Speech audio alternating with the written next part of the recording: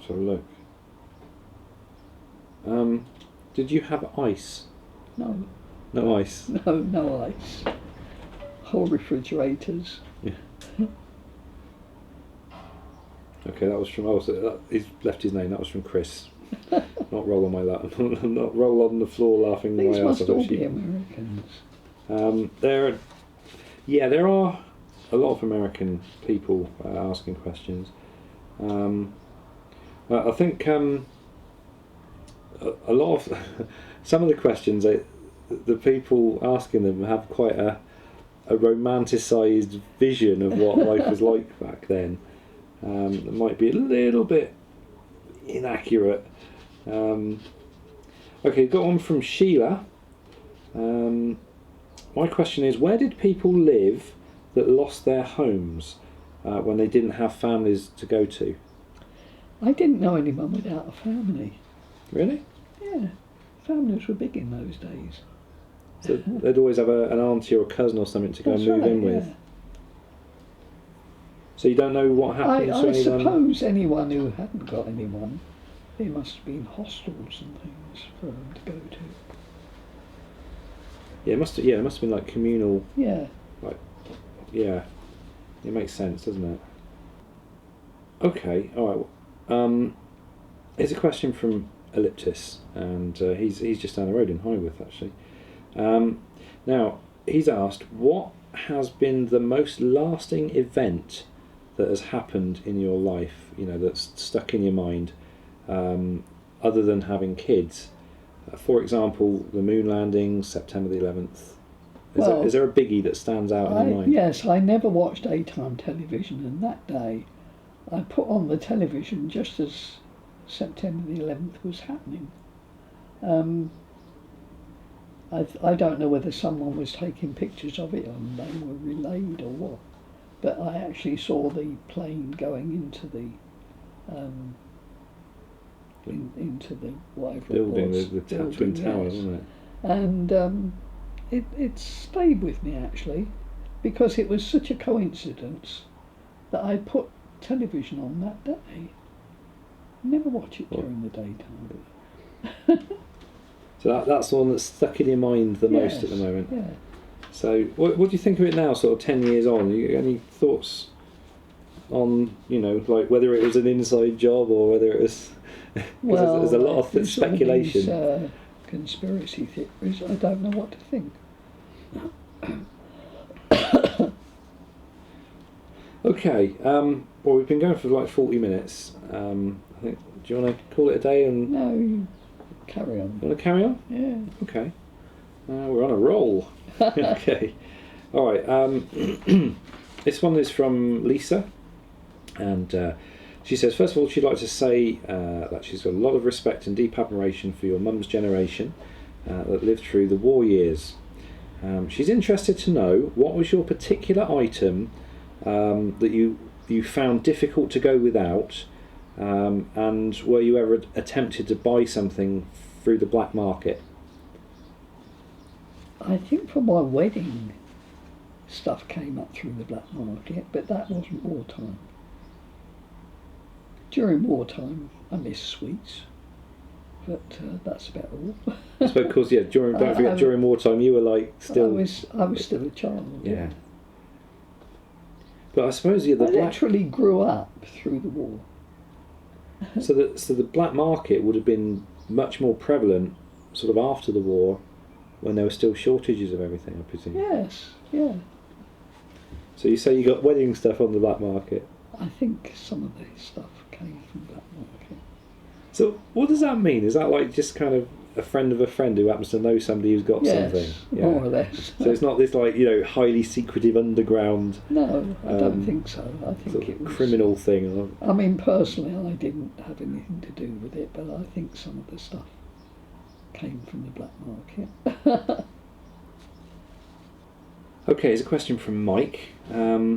How did Britain cope with very little supplies back in World War II? We just did. I suppose you do. You just get on with it, don't you? Yeah, that's right. What's this about whale meat you said here? Oh, well, we had whale meat and stuff you wouldn't dream of eating these days. So it's just a case of if it moved and you could fish it out the sea, or Probably. Okay, go on from Paul in Denbigh, is that? Mhm. Okay, North Wales. Firstly, I think your mum looks wonderful for her age. My question I would like to ask your mum is, what is it like hearing the planes and bombs during a raid while you were in the air raid shelters? Well, you got cross, really. Really? Really. I suppose you would, really, thinking about it. Yeah. We're talking about the Anderson shelter, aren't we? Mhm. Which was in your back garden. That's right. And describe the Anderson shelter for me. Well, it was. You used to have to dig it out for about 3 feet, and then there were these galvanised It's like sheets of... steel things that you put over, and they arched, and you had bunks. So it's quite Very deep. small They're inside. quite... Well, they must have been quite tall if you had bunk beds in there. Yeah. Ah. So, and did every house in the street have one? It was like basically your back garden. Some people had Morrison shelters which were inside. They were sort of reinforced steel that you just got under, but we had an Anderson shelter in the garden. So a Morrison shelter is like... It's like a steel box inside the house? Yeah. Okay. But an Anderson shelter, you kind of dig a big hole and then put like a roof over it. That's right. And then did you like put earth on top of it? They put earth on top of it and Okay. grew things on top of it. That makes sense. So we couldn't have one here then because it's Well, all, yes, of course. it's all We only cemented had a over. small garden. Oh well, we have to break the cement up, wouldn't we? Well, I suppose the They thing wouldn't is, be much good these days. I was saying, wouldn't you be afraid of if something hit the house would come down on top of it and get a bit stuck? Well, yes, that did happen, I think, a few times. Really? So, but the Morrison shelter then, what would you put it like? You know, It was reinforced steel, I assume. well, like a steel box just bolted together. Well, that's like a table. Okay. Oh, so I see. Yeah, I'm with you. I'm just thinking, if it took the house come down, you'd be stuck, wouldn't you? Yeah, that's right. So, but I mean, how would that? Did it have sides on it? I don't know. I don't remember what it was like. I don't know if I ever saw one. I'll have to look one up on Not actually. on Google, I think. Because I'm just trying to think how, if the windows came in, how that Yeah. would fare. Perhaps it did have sides on Okay. So basically, when you're hearing all these bombs and things going off, and you're sat in the shelter, are you worried? Do you listen to sort of hear? Well, I was only all that there bit- for the V2, V1 and V2 bombs, and they stopped. When they stopped buzzing, you knew they were going to drop pretty near. If they buzzed and went over, you knew that wasn't for you, you know. And the But, V1s and the V2s were what? They were like Well, flying they bombs. were unmanned things, you know, bombs that were supposed to be targeted, but they didn't. But They used to drop anywhere. was that the ones they used to launch? The big rockets, they launched them and then they ran out of fuel over London and then Probably, yes. fell out the sky. Something like that. So it was a case of if you're sitting there and you hear, well, didn't they call them doodlebugs? Yeah, Yeah. So if That's- you hear one coming in and it goes quiet, that's when you hold your breath. yeah. Kind of hope it's not too And you close. hear the explosion and you think, oh, thank God, I'm still here. So, but how did you feel? You just kind of took it in your stride, just kind Well, of. more or less, yeah. So I couldn't imagine people I today.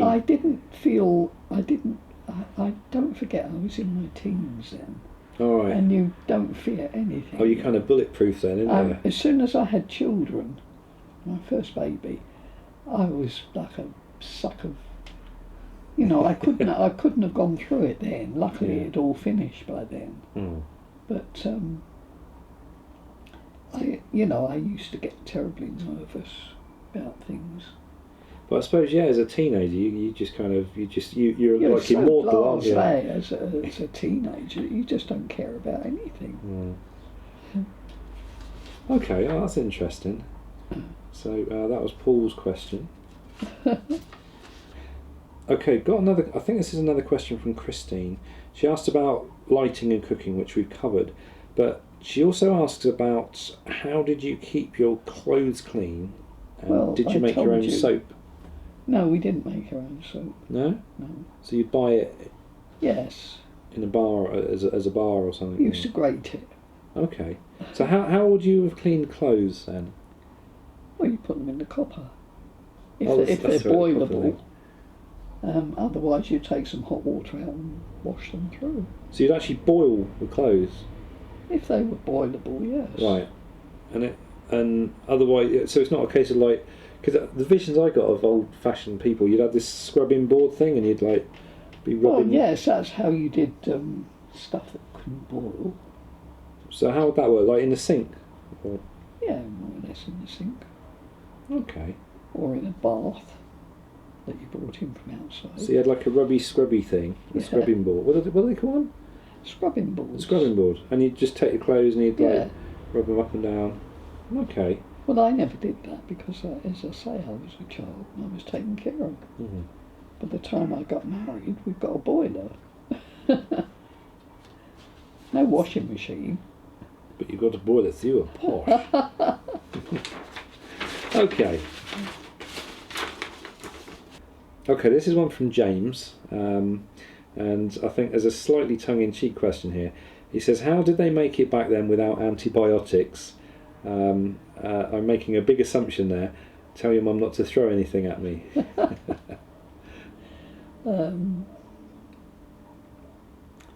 Well, I thought penicillin came about during the war.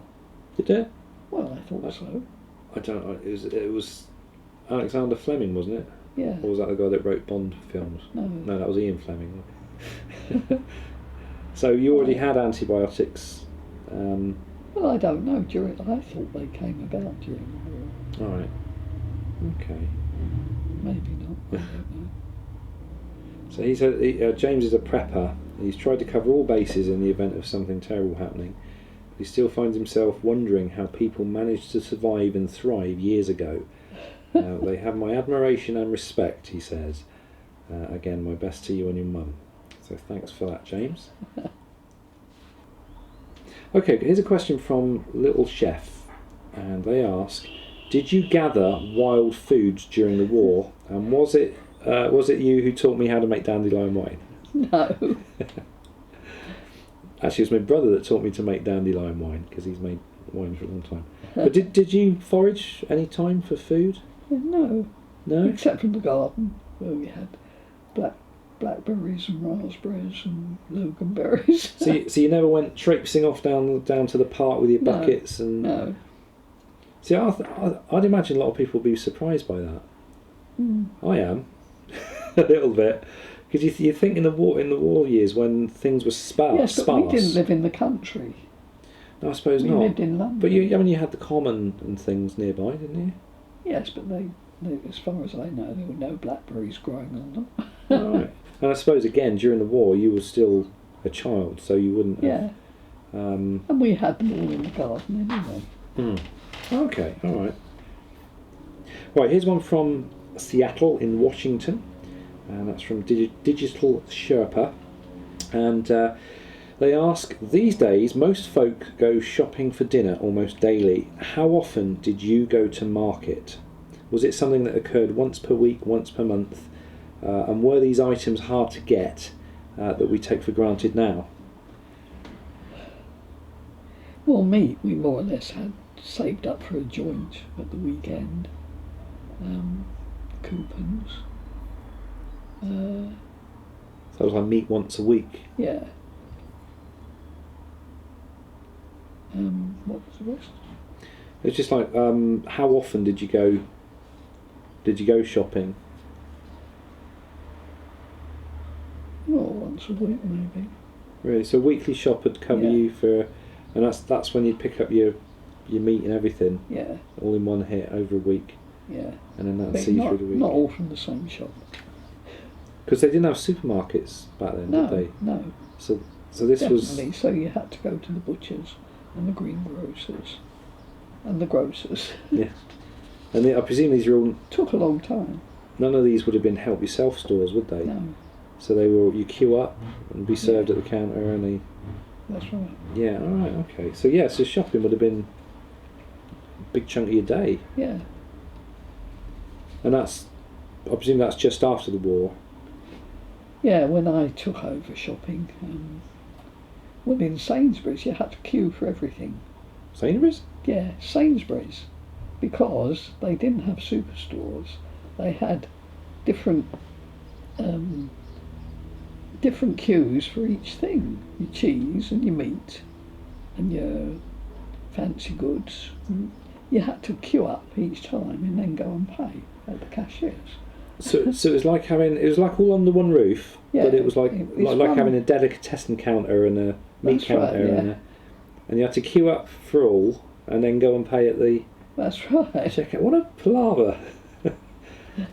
Okay, but that was Sainsbury's before they went self-service. That and- was before self-service. Yeah. Okay, all right. Okay, here's one from Adam and Edjetta.